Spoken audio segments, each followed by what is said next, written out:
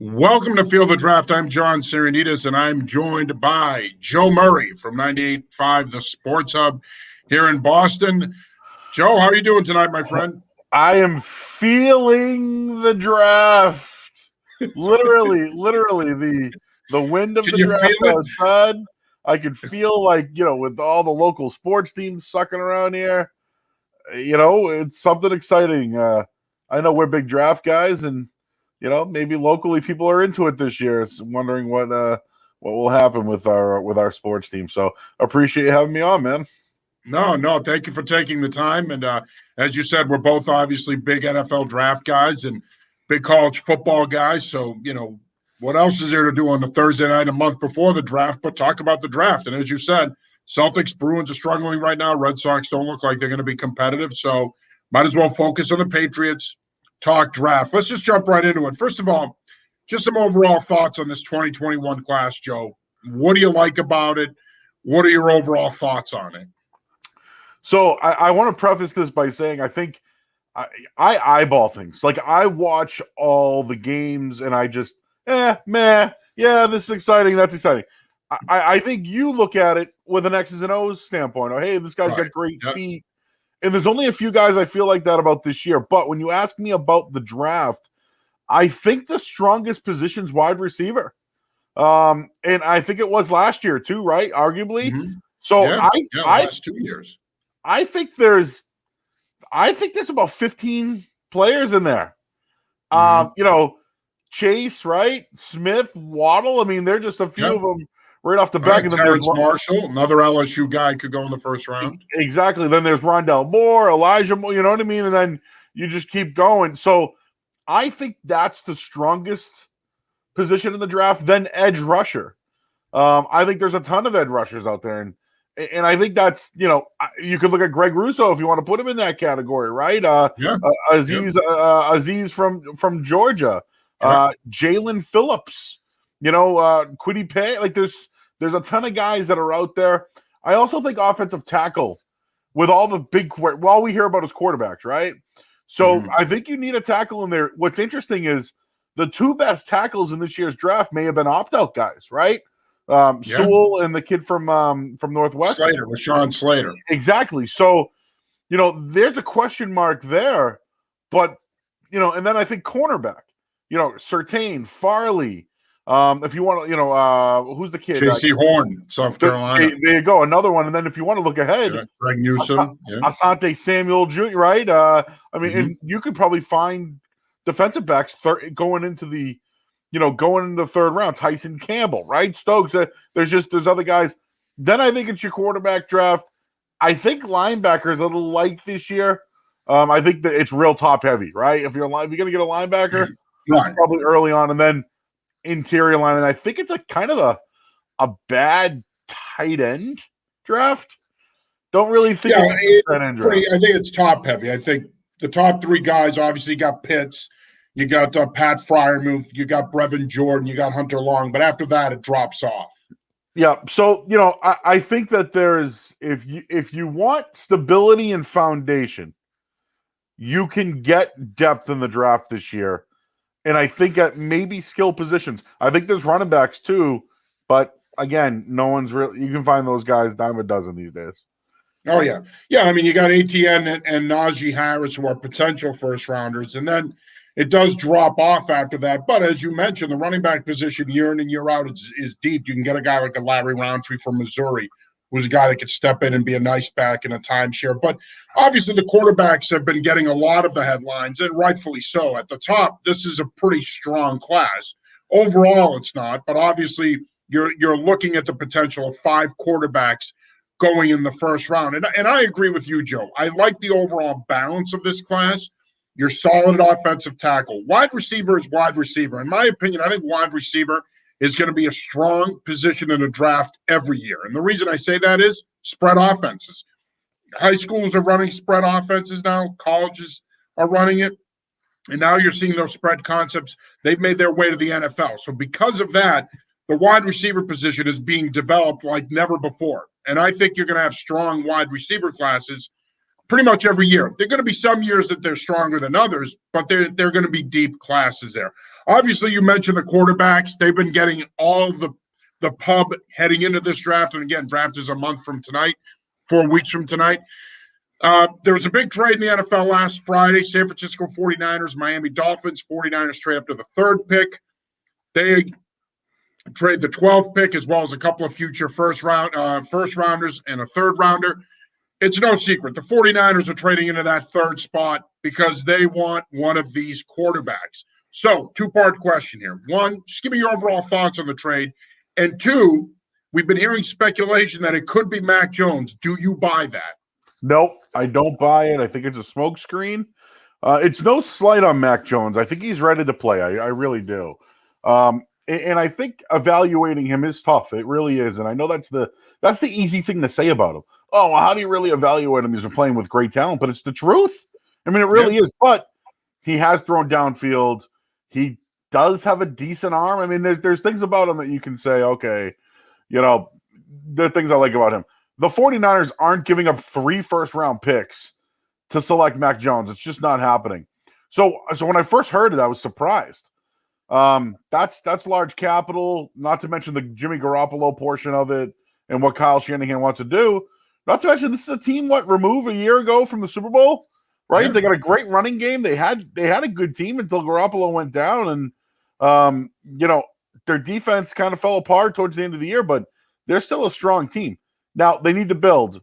I think the guy's Trey Lance, and I the reason why is, in basketball, right? Guys get drafted in basketball for upside. They're not the greatest players early on. This is a trade to get upside and possible Hall of Fame talent. Now, don't get me wrong. Fields could be the guy. He could be. I just think Trey Lance is the ultimate, if he's in the right situation, can lean on that running game a little bit, understand what Shanahan wants to do. He could be a star. And that's why I think it's a better reach for them than maybe some of the other quarterbacks that could be available.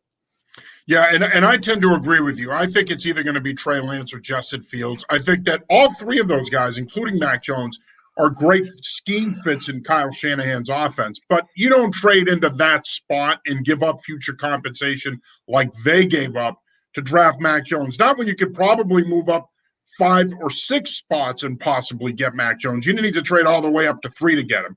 So I tend to think that it's either going to be Lance or Fields.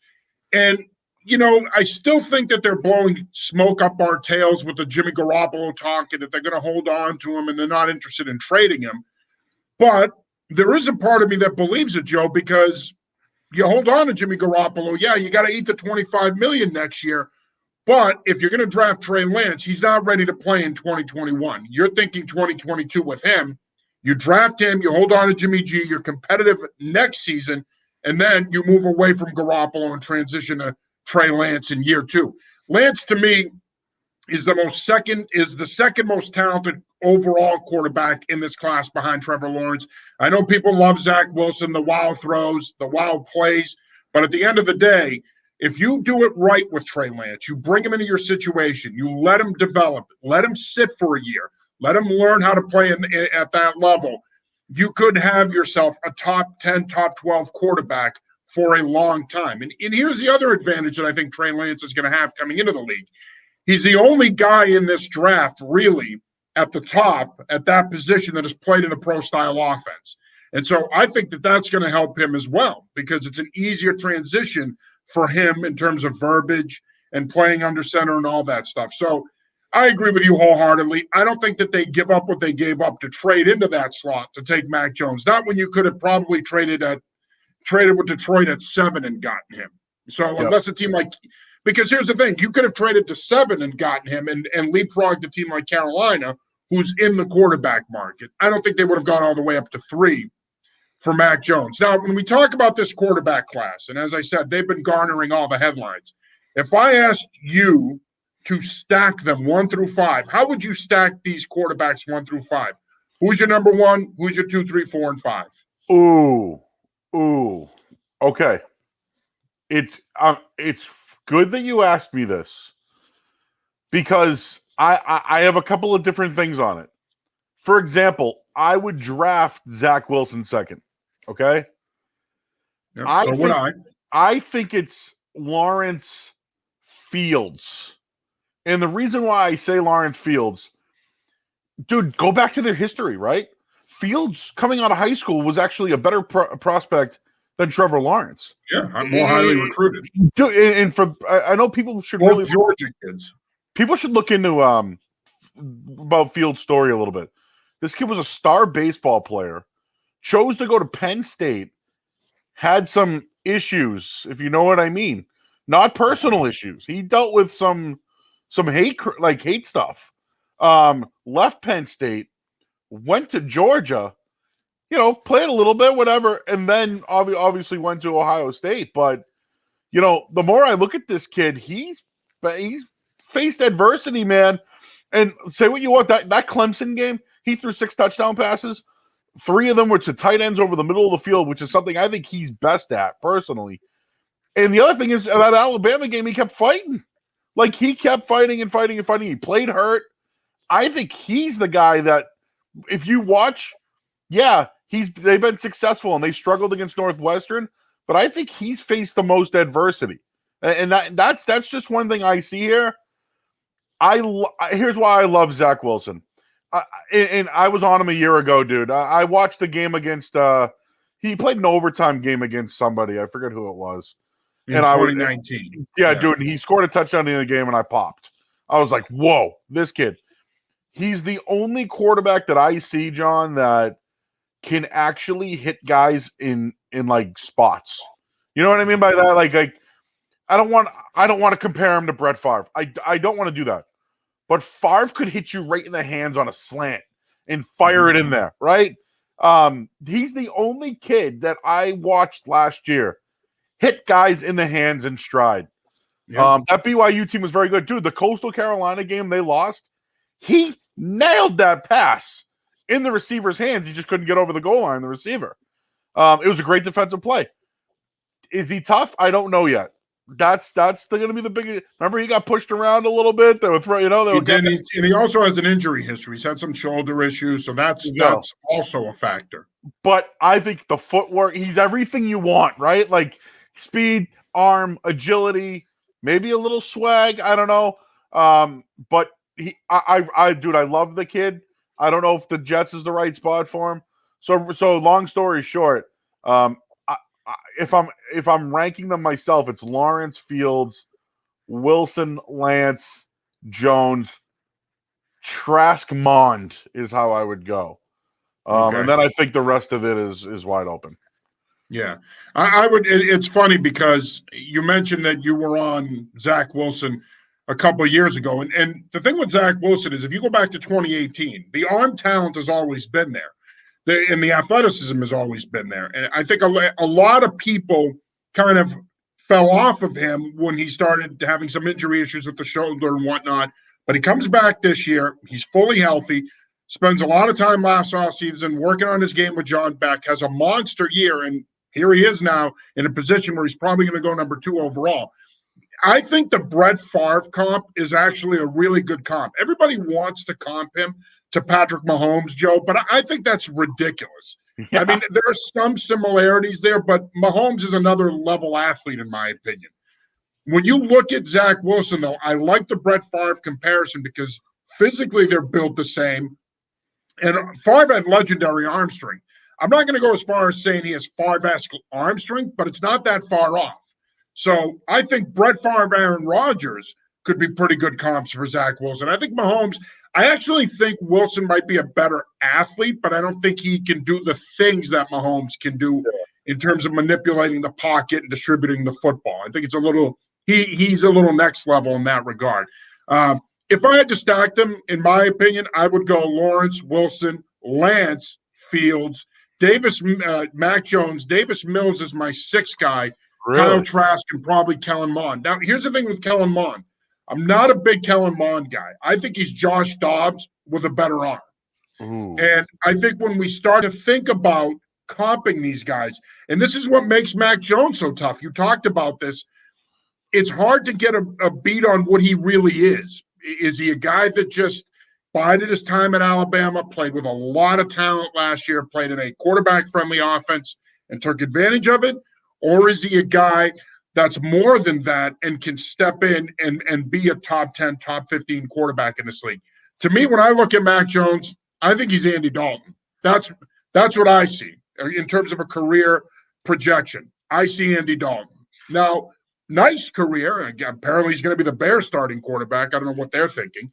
Nice career, but he's not a guy that elevated the Cincinnati Bengals to a place where they were a contender. So, obviously, we could be wrong. This is strictly our opinions. But I think this draft at that position begins and ends with those top 4 guys, because I think those guys can be elite level guys. And I'm glad you mentioned Fields, because now this nonsense is coming out today that teams around the league are worried about his work ethic. Give me a break. It's a bunch of crap that was put out there by a team or two so that they can persuade other teams to stay away from him. I don't think that that's the case at all with him. They said last guy to show up first got to leave was one of the I'm telling you, man, the Kyler Murray could have played baseball, decided to play football. This kid he's been through a lot, man. I think if he finds a home, I think he could really I like him, and I know that the Patriots are probably in on him. I think they are. I think they are too. But I that's a kid that I think if he falls, I think someone's gonna, if he falls later, like you could get a Roethlisberger type career quarterback. Oh yeah, you're talking about a guy who's 6'3", 228. He runs a 4.4 40 the other day. You saw the plus arm strength. What's not to like? Now the thing with him is he's another guy though that I think would benefit from sitting for a year. Yeah, I don't know if he'll end up in a situation where he can do that. But do you know what I want to mention to you real quick? Like somebody just mentioned Ohio State quarterbacks. They're not necessarily not. They played it. Joe Burrow was at Ohio State. Like you know what I'm saying? How's he look? Yeah. You know what I'm saying? Like these guys went somewhere and then went to Ohio State. So I don't like that when it comes to those two names right there. The other thing is this, John, I wanted to mention. I'm different. I think these guys can start right away. And you mentioned just benefit. Yes, they could all Justin Herbert could have benefited, right? Yeah. Sitting here in a medical it's a fair point. A medical malfunction. Poor Tyrod Taylor. Talk about getting screwed. And he might get screwed again with Watson. But anyways, what I'm saying here though is a medical malfunction, and this guy's the rookie of the year. Yeah. So if you play him right away, who knows what these guys do? The only thing I will tell you though is if a guy's not playing by his 3rd year, I think he's out of the league. Yeah, that's a problem. You know what I mean? So they better start showing signs year 1 so they're ready to go year 2. Because if year 3 you're not playing, dude, you're out of the league. Yeah, it's not like Aaron Rodgers. Aaron Rodgers sat behind Brett Favre for 3 years. You're never going to see that again simply because, A, franchises don't have that kind of time to invest in a quarterback in terms of development, and B, you're drafting a guy that high. The expectation is, particularly the expectations of fan bases, is that they're going to play right away. So I tend to agree with you. You could sit a guy for a year at the most, but they better be ready to be your starter. And look, Justin Herbert, you bring up a great point. Look, when you look at this quarterback class, I do think Lawrence, Wilson, Fields, even Jones, I think those guys can play year 1. I still think Trey Lance pretty much missed all of last season. Yeah, they had that showcase game against Central Arkansas, but he's a guy that I think would benefit from sitting for a year. But the other 4, I definitely think could play right away. All right, I'm going to have you put on your GM hat here. You ready? I was hoping you'd make up a prop, Joe Murray GM or something, and throw it on your head. But we'll pretend it's there, imaginary. By the way, Jason Hogan chimes in, Ohio State quarterbacks don't have a good track record. Joe spoke to that. I think that there's some truth to that, but I also think it's unfair because look at Joe Burrow. Joe Burrow's a great example. He didn't get his opportunity there, transfers to LSU, and the rest is history. So if you're thinking about R.J. Barrett, if you're thinking about Troy Smith, if you're thinking about Terrell Pryor, yeah, but I mean, look, the truth is, while they may not necessarily have a great track record, I do think Fields is a different kind of dude. Thanks for checking in, Jay. Appreciate it, brother. So as I mentioned earlier, let's put your GM hat on here. If you were the general manager for the Atlanta Falcons, who have the 4th pick, Cincinnati Bengals, who are sitting at 5, Miami Dolphins at 6, Lions at 7, Panthers at 8. Okay, who do you draft if you're those teams? Now, 2 of those teams, Atlanta and Carolina could potentially be in on one of these quarterbacks. But if you were running those teams, who would you draft in the first round with your first pick? So let's start with Atlanta at 4. What do you do if you're Atlanta? Do you take Matt Ryan's future replacement, or do you go in another direction here? All right, so let me just get it out, and then you be the judge, you be the you the grader. I'll do the test. You're the grader. All right, so the Falcons, I think Sewell's the pick, and here's why. I think Matt Ryan's there for 2 more years. I do. Yeah, without extension, he is, because it would cost him a lot to move on from him. $65 million, dude, dead money. That's insane. You put Sewell on the left side. He's starting right away. He's there for 10, 15 years. And with the number 4 pick in the draft, you got your rock of the future. It's not sexy, right? Like the Falcons like the sexy pick, right? They do. That's why I could see it being somebody like Kyle Pitts. There you go. So I'm going Sewell. Now the Bengals, you mentioned Pitts. A lot, Jamar Chase, like a lot of buzz going there. Let's not forget about what T. Higgins did a year ago, and Tyler Boyd, right? Yeah. So, how about we put Pitts in the middle? Yeah. Put Pitts with that, and then I just think Gio Bernard, Joe Mixon. Now you got a nice little skill group there. Exactly. So, and then this switches things up. Now the Dolphins are on the clock. What do? They land Jamar Chase. So now they got Will Fuller and Chase. That's probably what I would do there. The Lions is interesting. And it might be a reach, dude. But I think Micah Parsons should be what they were looking for. Yeah, an impact defensive player, which they haven't had there in a long time. Dude, you can build around him, right?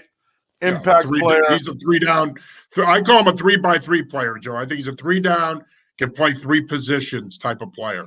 Exactly. So, is it a reach for the Lions? Maybe like draft order, right? No. I think that guy at that spot for that team, I have him there. And then the Panthers, I haven't taken Fields. I think it's because of a whole Matt Rule. Let's start over. Mm-hmm. This is my guy, and I thought Bridgewater was his guy. But they paid him like he's his guy. I mean, they gave him $65 million. So if you ask me, Falcons, I go Sewell, Bengals, Pitts, Chase. The Dolphins could go many ways. I'll go Chase, Parsons to the Lions, and then Fields to the Panthers. You mentioned the Dolphins, and they are to me like the caveat team, if you will, here, because they could also go Jalen Waddle. They kind of beat to their own drum. They're an interested team.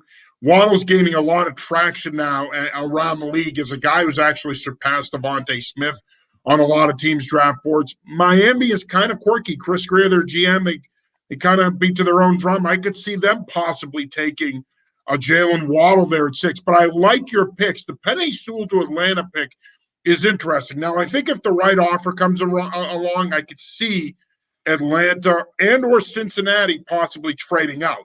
And I know Bengal fans aren't going to want to hear that with Jamar Chase and Kyle Pitts possibly being on the board there. But I do find the Penei Sewell pick interesting because it would make sense for them. But they do love their skill players there. And I don't care who's running that organization. I think that starts at the top with Arthur Blank. I think if Pitts or Chase are there, I think in my view, they're probably more likely going to take one of those guys than make a sensible pick like Penei Sewell. So can you imagine what GM Terry Fontenot does? Can you imagine a tight end though going 4? The last time I think we've seen a tight end go that high was Vernon Davis. I mean, here's the thing. I will say this. I think the way you could sell Pitts though is that he's that hybrid tight end. So he's a chess. Yep, exactly. Yeah. It's where that position is going now. He's 6'6", 245. He's a guy that can generate matchups really anywhere on the field for you, but especially in the red zone. Yeah. It's an easy sell. He had an unbelievable workout yesterday. And again, they love their skill pieces there. The issue in Atlanta, of course, is going to be what do you do at running back?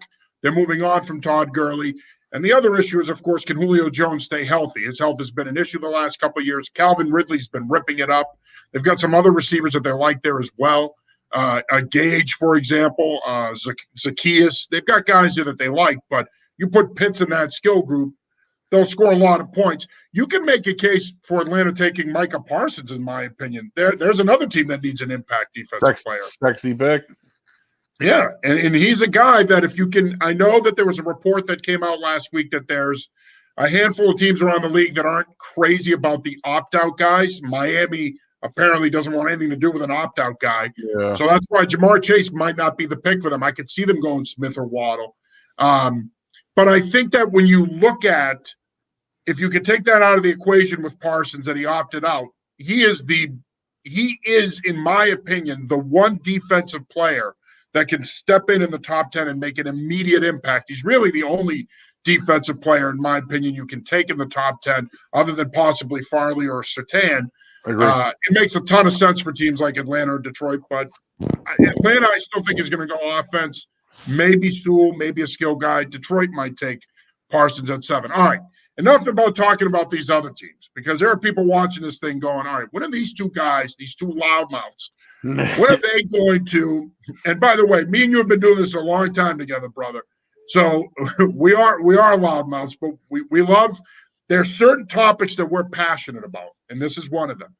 The $64,000 question: will the New England Patriots make an attempt to trade into the top 10?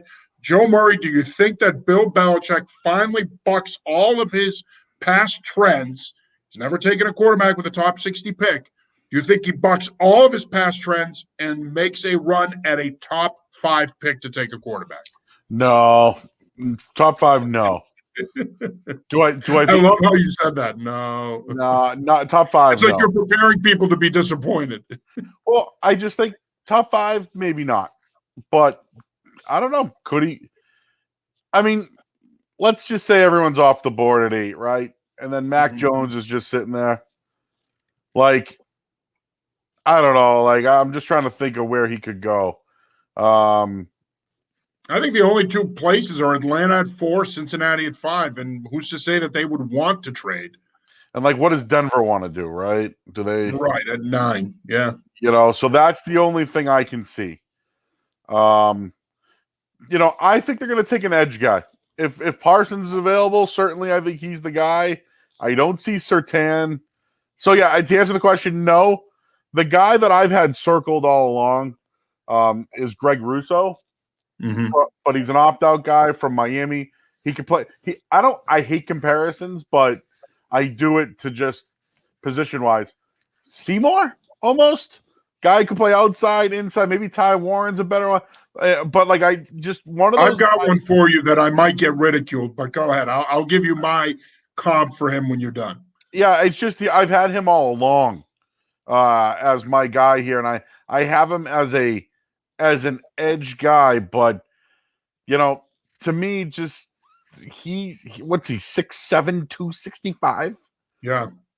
See, I think he's I don't want to say poor man's, because that's a poor use of words, but I think he's a less athletic version of Julius Peppers.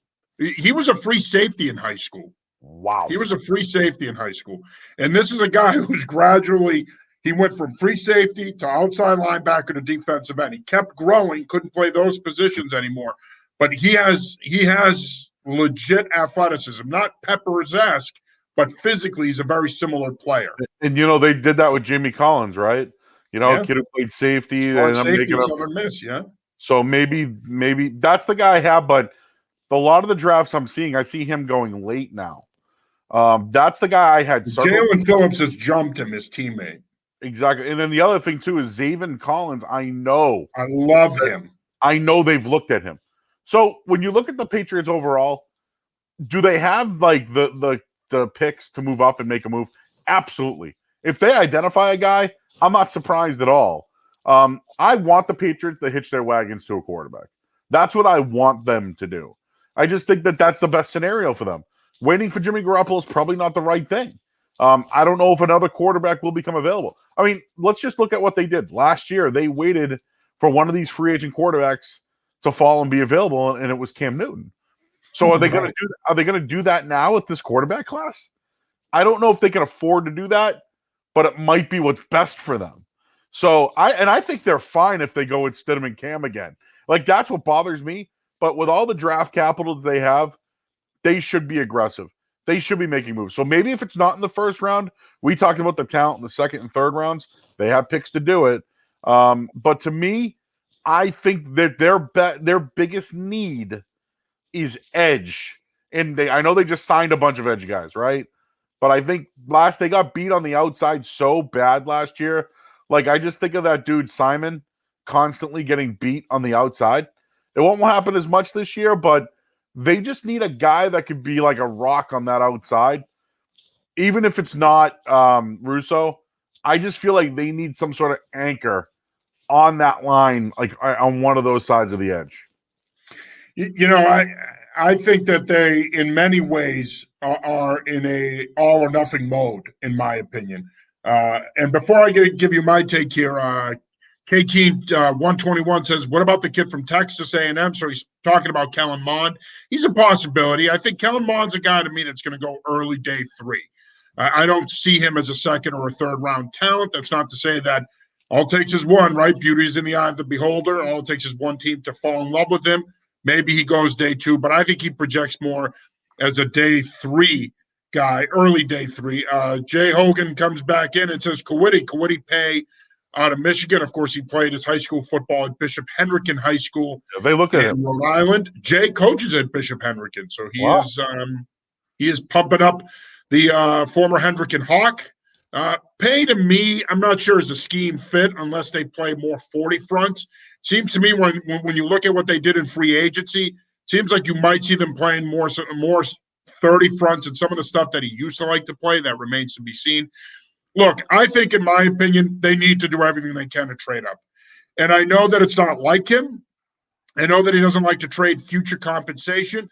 But at the end of the day, in many ways, this draft could define the remainder of his tenure here. They've got to find a long-term answer at the position. And if it means surrendering a couple of future firsts, do it. Because here's the thing. When you look at next year's quarterback class, for example, nowhere near as good, in my opinion, at the top. It's a deeper class than this one, I agree. but not as good at the top as far as I'm concerned. You're not going to be in a position again for at least 2 more years to possibly find that potential future answer at the position. You're in that position now. You have that opportunity. Surrender the future compensation. Try to get in the top 5 if you can, and try to take that guy.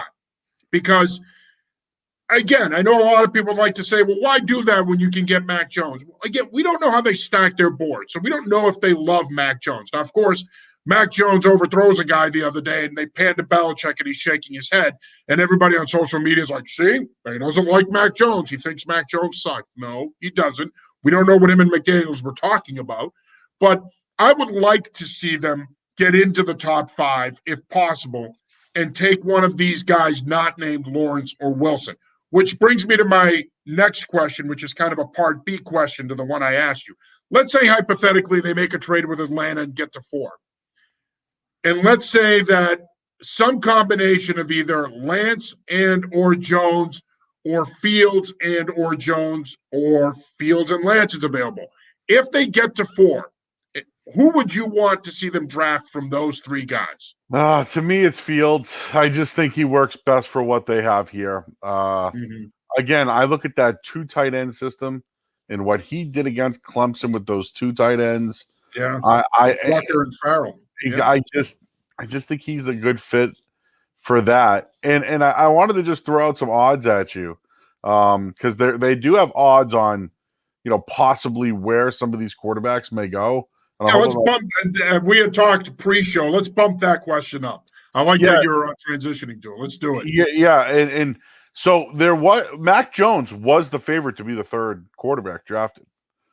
It is now moved to Justin Fields and Trey Lance at both plus 150. So that they are literally even money. Earlier on, Justin Fields was the pick when the trade happened to be the number 3 overall pick. So, another thing too that I think some people maybe have not mentioned. Do you think Robert Saleh and Kyle Shanahan had a conversation? Oh, I'm Like, sure they did. I'm sure they contacted the Jets to get into two. I think the guy that they really would love to get their hands on is Zack Wilson. I just don't see it happening, but I'm sure they talked. if you're the Jets, like, you're sold on Wilson? Like, is that what they need? Like, I don't know. I don't. I think Sewell will be the guy. I mean, him and Becton forever. You know what I'm saying? But again, I just I don't know. Is there smoke there with Wilson? Could It Wilson really be all what they comes down want? to what do they really think of Sam Darnold? And Yeah. that's really what it is. What do they really think of him? Does Mike LaFleur, their OC, think that he can fix him and they can win with him? I think if they thought that, then they would have put the for sale sign on that pick because they have so many needs on that roster that if you're GM Joe Douglas, you trade that pick, move down, accumulate the picks, and rebuild the roster. I think if that's how they viewed Sam Darnold as being the guy or could be the guy, they would have done that. They haven't done it. There hasn't been any indication that they're shopping the pick. So to me, yeah, I think there's going to be a lot of pressure on them to take Wilson at 2. Yeah. But yeah, as far as the odds go, Wilson's 2. Right now it's Fields Lance head to head and then Mac Jones. So I feel like that's right. You know what I mean? That's right. I think it's just what are the Jets going to do if it's Wilson? And then where do they go? Again, just based off our quick conversation here, I think it's Trey Lance, man. I think he could be somebody that could truly elevate with more potential than a Fields or even a Jones. Yeah. And again, if you're willing to be patient and give him the time to develop, i.e., the year, I think it's going to pay dividends for you down the road. And again, Patrick Mahomes didn't play his first year until the last regular season game of that year. And you saw what happened to him. And I'm not saying Trey Lance is Patrick Mahomes. I'm just simply using it as an example of why it would benefit him to sit for a year. If the Patriots drafted Mac Jones, do you think he'd start day one? I don't think that would be their intention. It wouldn't surprise me, though, because you'd have to think Cam Newton will be better.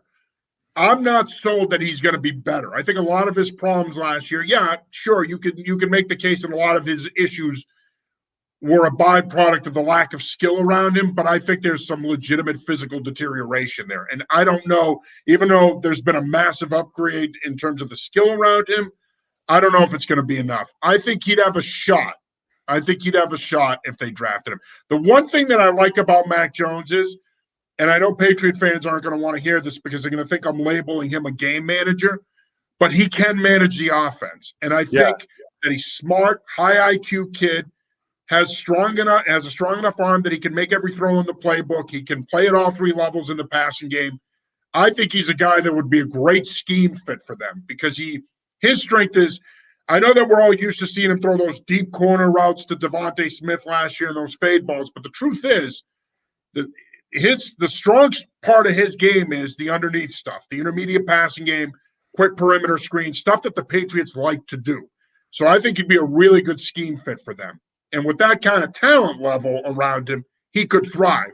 Question is Cam fully healthy now? And is he going to be fully immersed in this offense and he can come in and stave off either a Stidham or a rookie quarterback? That remains to be seen, but I think I'm going to tell you this. I don't want Cam Newton to be the quarterback. No, neither do I. But I think he's deserving of an off season, training camp, and an opportunity. I agree. I think I'm fine with that. And if he's a good citizen, a good child, and shows well, maybe it was the talent, dude. Like, that team sucked. He had nothing to play with last year. I mean, the team sucked. Let's have some fun here. I know we mentioned the odds real quick. We already know that Trevor Lawrence is probably going to be the number 1 overall pick. Yeah, if he's not, then Trent Baalke and Urban Meyer were drunk when they made the pick. So odds to go 2, Zack Wilson's the big favorite there, so let's not go with that. 3rd overall, here we go. Justin Fields plus 200, followed by Penei Sewell plus 225. That's interesting. So this is from OddsShark, and this was 2 days ago. And then another one here. How many quarterbacks will go in round 1? John Serenides. They have over under 4.5 right now. See, To me, over. I think at least way 5. over. Yeah, way over.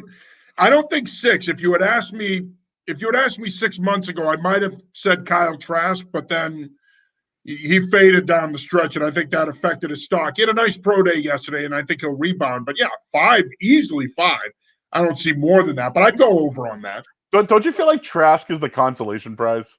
You know, he's like everyone talks about these guys, and then there's Kyle Trask just sitting there. You know, who right played behind Philippi Franks, who's actually in the Red Sox system and is actually in the draft this year. Who had a good year at Arkansas, right? Say what you want about the guy, he broke his leg, whatever. But Trask fit right in. He's the consolation prize, and at times last year was one of the best players in college football, right? But and then you want to talk about talent? Look who he was throwing the ball to, right? Right. So it's like it's Kadarius Toney. And the only thing I'll say is this. I do think that Trask's a little bit more of a statue. And I think that's a guy that could benefit behind a really good offensive line.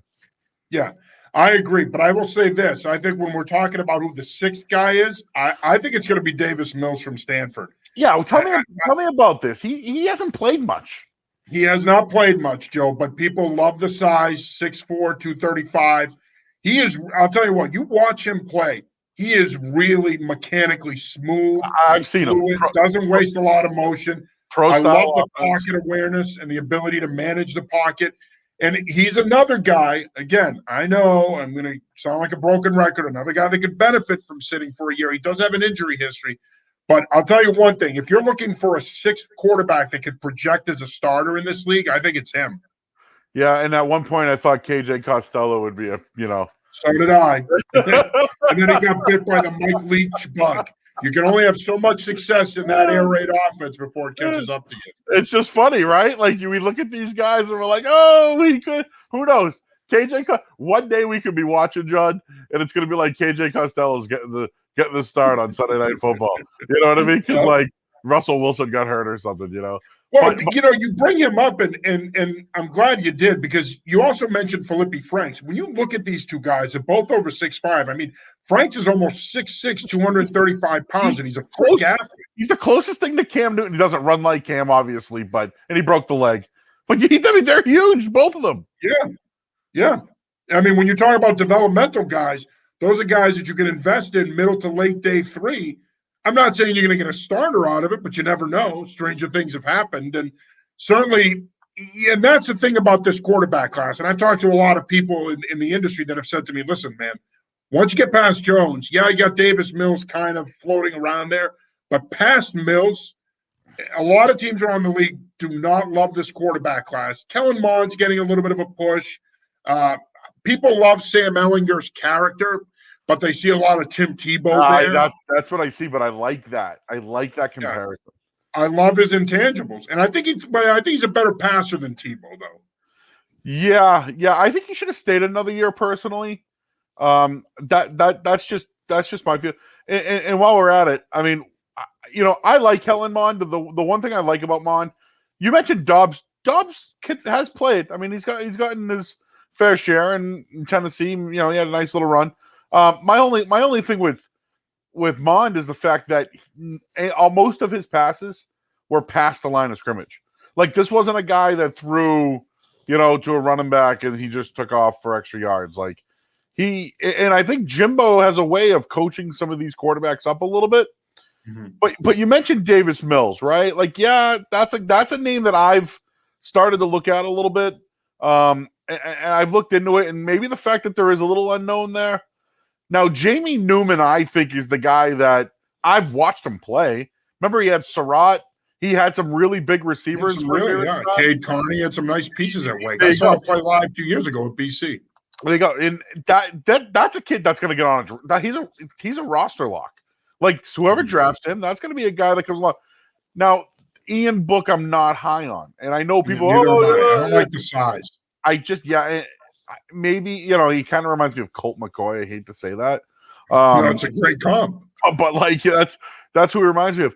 And there's one other kid that he went to a small school. He's in this year's draft. Oh my God, what's his name? He went to some Texas school. But like he's coming up on the rise now. Shane Buechele at SMU. No, I like Shane Boucher. Remember, he was at Texas, and Ellinger beat him out. Yeah. I'll find his name in a minute here, but yeah, Bouchel, I think, is another guy that gets drafted. And then I'm curious about Brady, the kid from Memphis. I wonder if he gets drafted. Right. Quarterback. There were some guys that had really good years. I'm just wondering if they get drafted, but not. The thing with the quarterback position is now more than ever, too, teams are really investing in it in terms of the priority free agents. You saw it last year with the Patriots, for example. They brought in 3 of them. So, but yeah, you look at it's funny because I think guys like Ian Book, Shane Buechele, the issue there is going to be the height, right? They're both 6'1". I think Shane Buechele's more NFL ready than Ian Book. I think your Colt McCoy comp is like literally spot on. It's like a 1,000-foot home run. You hit it out of the park. I think he's a more athletic version of Colt McCoy, basically. Yeah. Jamie Newman is an interesting case study because if you had asked me a year ago, I had him pegged as a potential first-round pick. Then he transfers to Georgia and doesn't play. And then he didn't have the greatest week at the Senior Bowl, didn't have a great Senior Bowl. And it's funny, I talked to Dane Brugler about this at The Athletic, and he said to me, he thinks he's a guy that's going to go in the 5th or 6th round, which surprises me because even coming into the new year, I thought, you know what, this guy's probably still a second, maybe mid to late second, early 3rd round pick at the latest, but I don't see him falling beyond that. But despite the size and the plus arm strength, he hasn't impressed teams around the league. And this is a guy that could be a guy that could develop into a starter down the road. But right now, he's a guy that's probably looking at going middle of day 3. Yeah, one more quarterback, Ramsey from Northwestern. He transferred. Yeah, Peyton Ramsey. Yeah. I think he's a guy that gets drafted late, maybe an undrafted kid. I think he comes along. But I think every quarterback that's in this year's draft is some sort of like potential player, right? Like I like the kid from Hawaii last year, gets drafted by the Titans, and he's is he on the street? Oh, McDonald. Yeah, he's on the street. Right? Like what?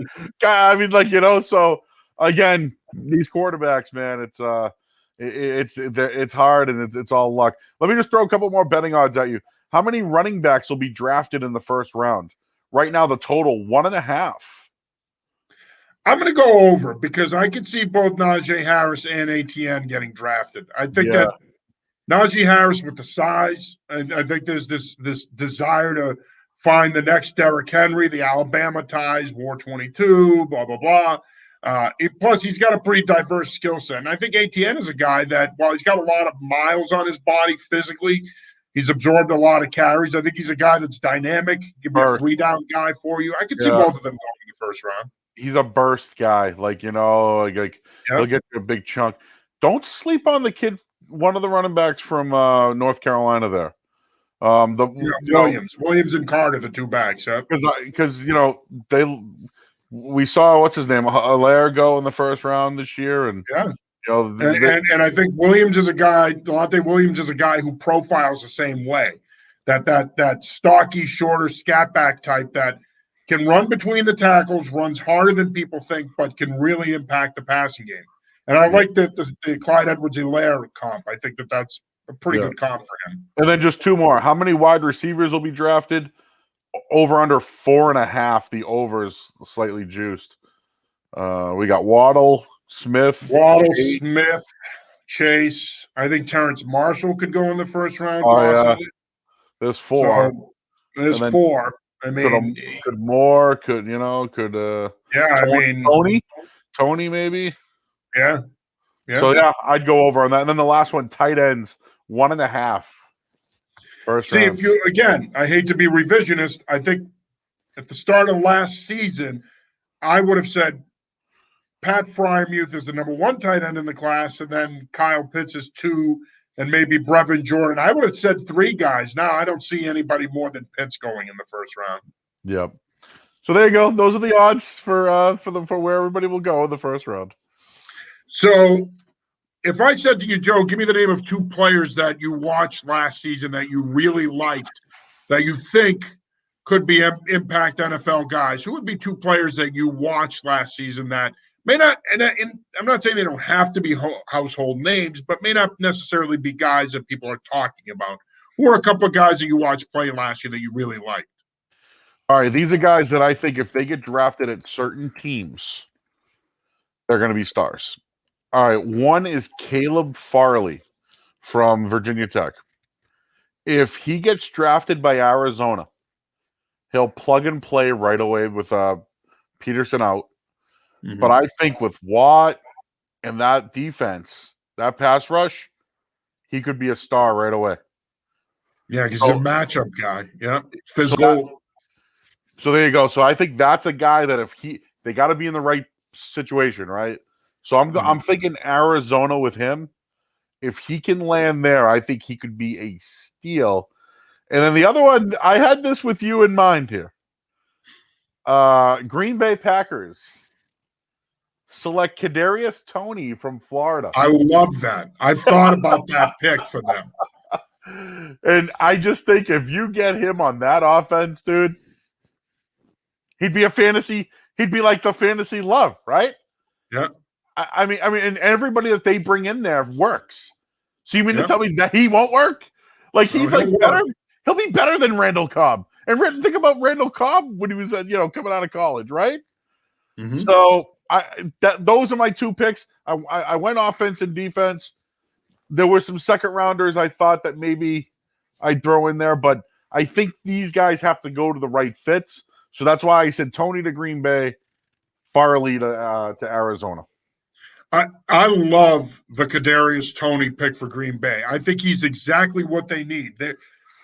When you look at the composition of the Packers receiving core, you got Devontae Adams, who's elite. You can make the case might be the best receiver in the game. Then when you look at the rest of their receiving core, it's all about height. They got possession guys in Allen Lazard, and then you got Equanimeous St. Brown. They're big possession types. And then you got a guy like Valdez Scantling who can stretch the field, big receiver. But you really need that guy that can complement those guys in Robert Tonyan, that can work the middle of the field and generate those underneath matchups for you.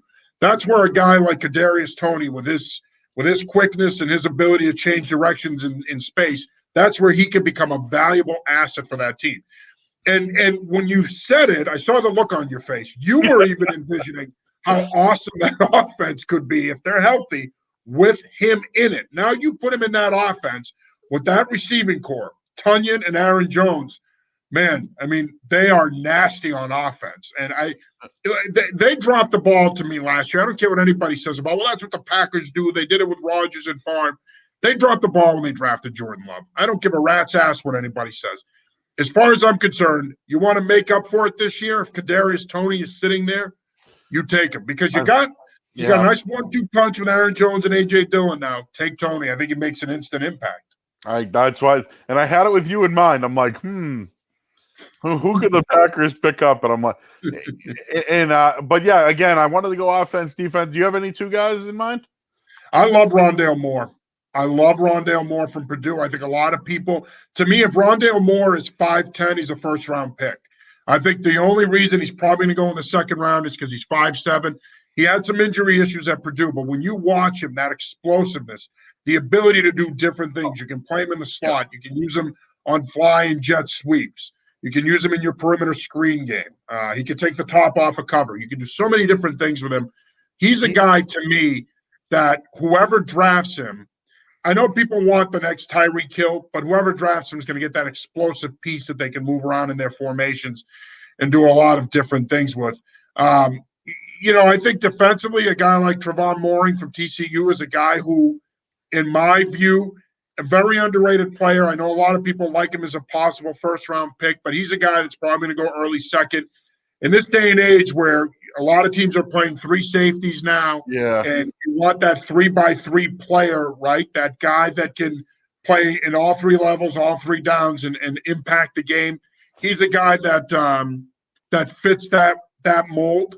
You're seeing a lot more of that now as well in the NFL. So I think, to me, that's a guy that probably goes late first, early second, that could really impact the game in a variety of ways defensively. But yeah, again, these aren't guys that are necessarily household names, but they're guys that can step in and make an immediate impact as rookies. Like, great. And dude, one thing I'll tell you about Moore, when he was either in the lineup or out of the lineup for Purdue, he literally changed the betting lines. Like, Big Ten football, these teams play. If Moore was out of the lineup, it was like Purdue became an automatic underdog. But if he played, like, they'd be automatic favorite. And he was just one of those players, and the guy could do a lot of dynamic things. And I'd love him if he was a Patriot. I just don't know if the size, like you said, is the way. One other guy I just wanted to ask you about. You mentioned Moore, but what about Elijah Moore? Oh, I love his versatility. Like, if we put them both together, I think he's a right? terrific. I think he's one of the best route runners in this draft, and I think he's a guy that when you look at what he can do, especially out of the slot, man, he could be a real matchup problem for you. Especially as I said earlier, teams are playing more and more of these three safeties. Now you get a safety on a guy like that, you're going to have a problem vertically if you're not playing with help over the top. And he's a guy that I think, when you look at the impact that he can make, that's a guy that I think could step in from day one in your 11 personnel package, be your third receiver, and make plays for you as a rookie. Yeah, and the other wide receiver that I was looking at, Bateman. Rashad Bateman, from Minnesota. Yeah, he's another kid that I today I saw that he got measured and he came in really big, and it's gonna be interesting, man. Like, we're draft geeks, like we eat it up, but there's like so much value in these like second round picks, but I loved Tylan Wallace this year from Oklahoma State. You know what I mean? Like, I'm just trying to think of some other names out there. Again, I think that the second round is gonna be filled with tackles. Like, we're just gonna see linemen coming off the board like it's nobody's business. Like, I think Landon Dickerson is probably one of those guys, right, that just comes out. Spencer Brown, we probably heard about this kid from Northern Iowa. He's a freak, 6'8", 310. Yeah, I mean, he's a freak. He ran a sub 540. That's insane. And then there's some kids from some small schools like Wisconsin, Whitewater. There's a kid, Quinn Menares or whatever his name is. But, I great Senior Bowl. Yeah, and there's just like one guy. I know earlier you made a comp when I mentioned Russo. Last year I was a big Espinosa guy, AJ Epinesa from Bills took him. Like, how did these guys fall? These defensive linemen fall like that? Like, we watch them and we're like, wow, this guy was so dominant. Is it just scheme? Is it the position? Like, is it just like, well, he's not great at this, or maybe it's just different. Like, everything is a scheme now. They don't want guys doing the freelancing. You know what I mean? Like, it just. I think a lot of it is scheme. Go ahead, yeah, because I think a lot of it is scheme. Talented, I know, and that's the thing. But I think a lot of it is scheme. You look at a guy like Gregory Rousseau. I mentioned Julius Peppers. Another guy that I think he comps to physically is Mario Williams. And think about Mario Williams was the number one pick in his draft by the Houston Texans. And now we're talking about Rousseau's stock dropping. And yet when you do the physical comp, I'm not saying he's as good. I'm just simply saying measurables. That's Mario Williams. And yet 10, 15 years ago, that's a top 5 pick. Now we're talking about whether or not the guy's even going to go in the first round. So I think a lot of it is scheme. I think when you look at a guy like Rousseau, what do you play him as? You play him as a 4-3-9 technique defensive end over the tight end, or do you play him as a 3-4-5 technique, which I don't think he is, because I don't think he's a guy that can get his hands on people and anchor down. He can do it, but I don't think that's his game. I think he's better just cutting him loose and letting him play. So it's amazing how positions have changed through the years, and defensive end is one of them. We don't even call them D-ends anymore now. A D-end is technically a 5 technique, 3-4 end. Now anybody that can play in a 4-3 and line up in either a 2 or 3 point stance is an edge guy. So I think it's more scheme than anything else. Mm-hmm. So John, I see you every week. You've been making these your projections. It changes every week. What the Patriots are going to do. It's what are you just like putting names in a A little calculator. It just keeps coming out differently every. I mean, is it going to change every week though until the 29th? Well, one of the things I did is I made the decision to not start doing those daily mocks until today. So I'm going to post one later. But kind of be part of it is I was getting crap on Twitter, like, what are you doing? How do you know what they're going to do? People they take the dumbest things personal. It just drives me nuts. And I hate to use the Felger Maz narrative, right? Like, so many people watch Felger Maz, and I work there, whatever. But it's like in their case, it's right. Like, we love this shit, we prognosticated, and then it's like, oh well, they went another way, or like I don't know what they're doing, where they just throw markers at something. So all these people are like, oh, you're wasting your time doing this, and it's like, you know what? Like today, dude, I was doing college basketball top fives. I don't know if my top five's right, but you know what? I had fun doing it. It's fun, right?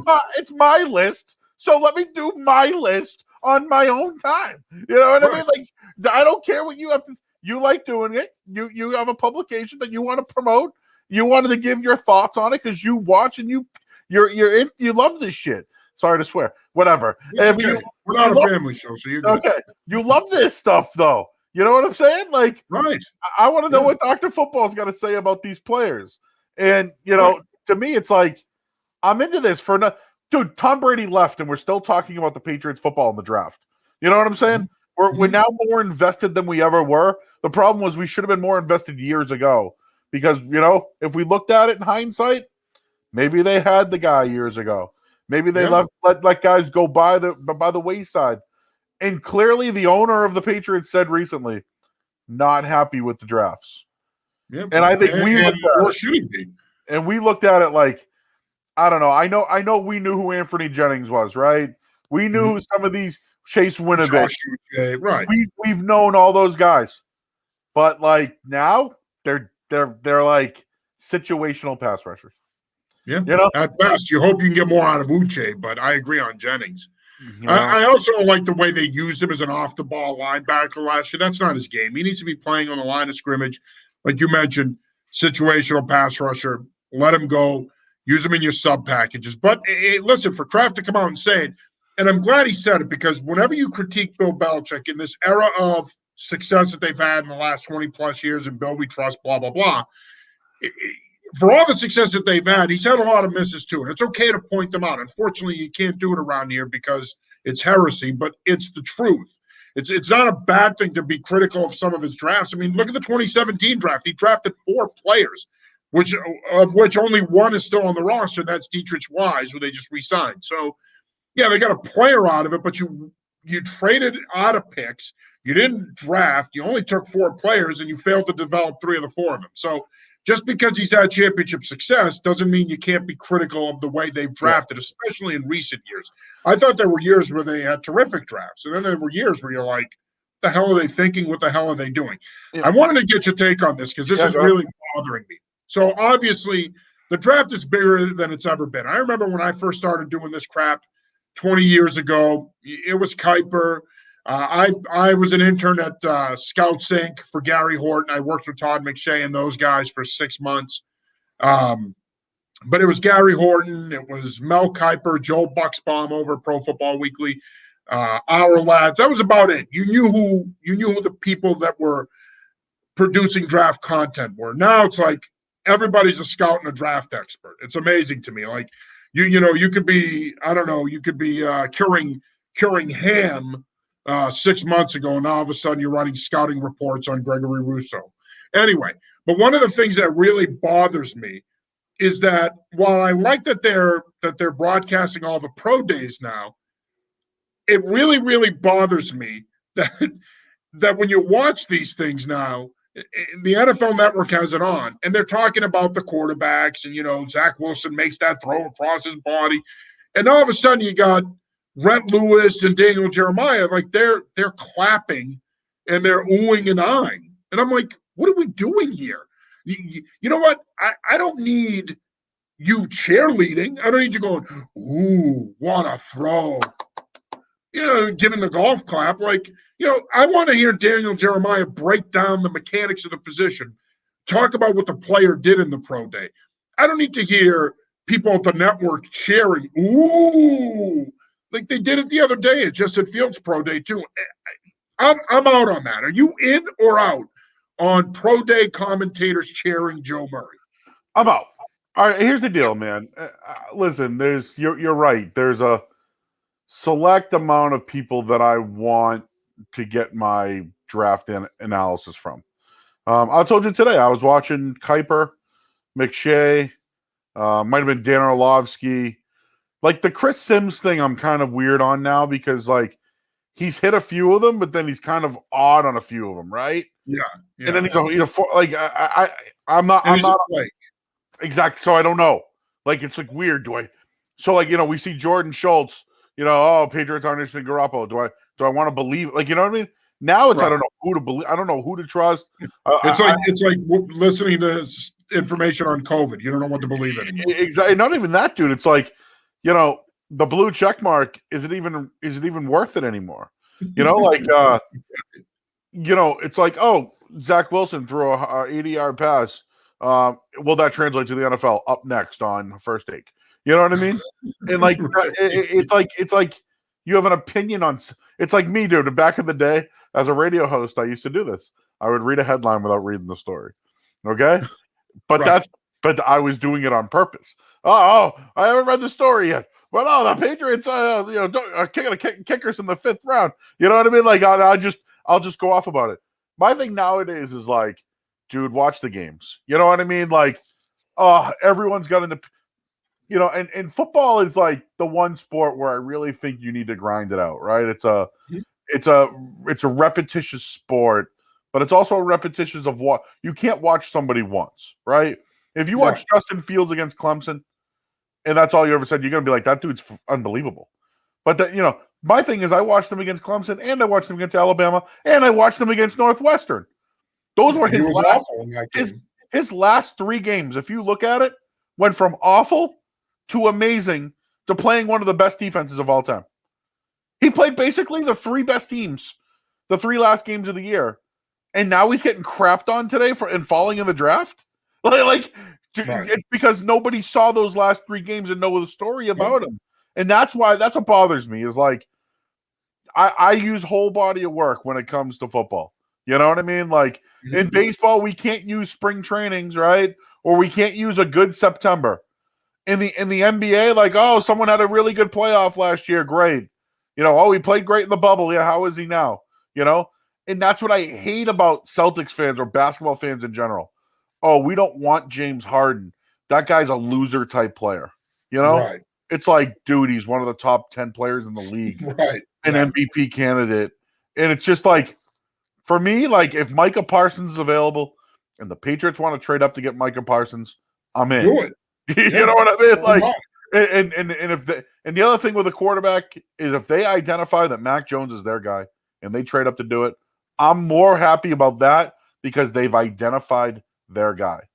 But more than anything, these people that like knock it, and dude, people around here were knocking the Patriots drafts over the last couple of years. In hindsight, it was right, man. You know what I mean? It was right. They passed on so many guys. You know what I mean? It's just it was bad, man. And I think this year they're going to do the right thing. And I think they're going to go all in and get the guy. Because, dude, right now, how many holes truly are there? 5? You checked a lot of boxes off in free agency. You filled them. Maybe a Hightower successor. Maybe another corner if you want to move on from Jawan Williams.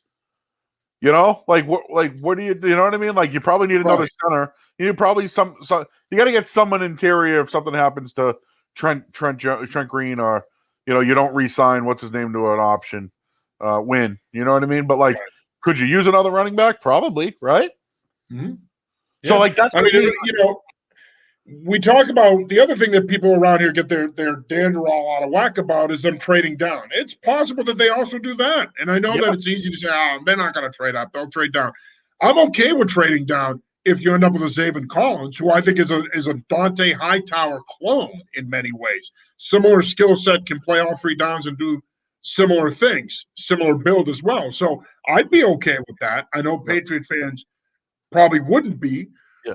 The optimal thing to do would be to trade up. But if they traded down, added a couple picks, and got a player like that, I don't have a problem with it. But imagine a Patriots fan hearing Tulsa, right? Oh yeah, Not, they'll blow a cord. not being educated that they were one of the best defenses in the country last year, and He's one of literally the best won, players in the country last year. won games for them last year. You know what I'm saying? Like, remember what they did to SMU? SMU had a chance to play Memphis in the championship game. They blew it. They got stopped. Like they shut down Shane Boucher, one of the quarterbacks we were talking about today. Like, this is what I don't like about these guys that give an opinion that didn't watch, and it drives me crazy. So that's my rant for the day. It's like, that's why I'm out. I'm out on the millions of mock drafts that are out there, because you throw half of them away, because those people didn't actually watch these guys play. They're just mimicking what other people are saying. Can I throw one more thing at you? If the Pittsburgh Steelers traded for the 24th pick and took Kyle Trask, would you be shocked? No. Because that's what they identified a guy that they're going to believe in after Ben Roethlisberger. You know what I'm saying? Like, maybe it's a reach, but they identified their guy. We Doesn't matter what we think. We talked about Green Bay. They somehow identified Jordan Love a year ago. You mean to tell me that pick might not have helped them get past the Bucs in a playoff game? Absolutely, it would have. I was saying. Yeah. So but in the end of the day, as I said to you earlier, especially when it comes to the quarterback position, beauty is in the eye of the beholder. If the Pittsburgh Steelers move into that 24th pick and they take Kyle Trask, well, they think Kyle Trask can be their guy. It doesn't matter what the rest of the world thinks. It's what they believe internally, and that's all that matters. All right, final question here for you tonight, my friend. Tell me one thing that you could see happening on the first night of the draft that we may not have seen coming. Ooh, okay, all right. So, yeah, that's what I was going to say was I think Kyle Trask could go in the first round. That was one of the things I had, and I could see like Najee Harris going to like the Bucs.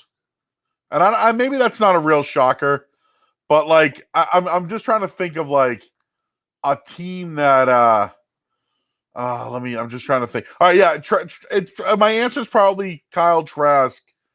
A team like the Colts, Pittsburgh, New Orleans, someone like that has identified Kyle Trask as a maybe year two, if someone gets hurt, starter day one and trades in.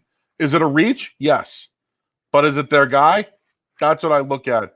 And I'm trying to think like, I don't know, like, is there a, yeah, I guess I'm trying to feel like what's a position that could be shocking? Like you mentioned safety, right? If a safety went in the first round, I'd be shocked. Yeah, Mooring might be the only one. Trayvon Mooring from TCU. You know what I'm saying? Like that might be interesting. And maybe if two tight ends went in the first round, I think that'd be shocking. Yeah, I'd be surprised. Like I said, I think if you had asked me at the beginning of last season, I think Pat Fryermuth probably projected as a TE1, but I don't see it. I think it's just going to be Pitts. Now, here's the thing. I had Trask pegged as a first rounder for most of last season. And then down the stretch, admittedly, I wussed out and I backed off on it. I could see that happening. Another shocker that I could see happening at the quarterback position is possibly Davis Mills going in the first round. Again, that's the one position. It's a position of conviction. If you believe that a guy fits your scheme, your system, and what you like to do, then that's the one position where you go for it. You may not necessarily do it somewhere else, but if you believe that this guy can fit what we do and play well within our system, that's a position you go for it. I'm with you. I would not be shocked if Kyle Trask went in the first round and or Davis Mills. We could have six quarterbacks go in the first round in this draft. That's that. Now, Davis Mills would blow me away. It would blow me away, too. I don't see it. I could see him going in the second round. I'd be shocked if he went in the first round. But Trask would not surprise me, man. Listen, you talk about watching games. The body of work is there. He's heavy-legged. He throws a heavy ball on some of those outbreaking routes outside the hash. But if you could fix the footwork, and it appears that he's made some strides in that area, and you could fix the delivery so that he's throwing a more cleaner ball, I don't see – he has a quick delivery. I don't see why he couldn't go in the first round. I mean, I've talked to a lot of people in the scouting community that are like, no way, dude. It ain't going to happen. It's a pipe dream if you think he's a first rounder. Again, all it takes is one. All it takes is one team to to like him, and next thing you know, he's off the board in the first round. Well, Joe, I want to say thank you for taking the time tonight, my friend, to talk NFL draft with us. It's always a pleasure getting together and talking football with you, sports, life, you name it. We always run the gamut, brother. It's great catching up with you. Yeah, we'll do it again. It's past our bedtime, dude, huh? It's like 10. I know it is, right? We're getting old, man. It's showing on our faces. We're ready for bed. Yeah, man, All right, brother. Appreciate the dude. time, man. We'll talk to you soon. You got it, John. Take it easy, buddy. Right. Thank Peace, you. bro. Yeah, Later, bye-bye. man.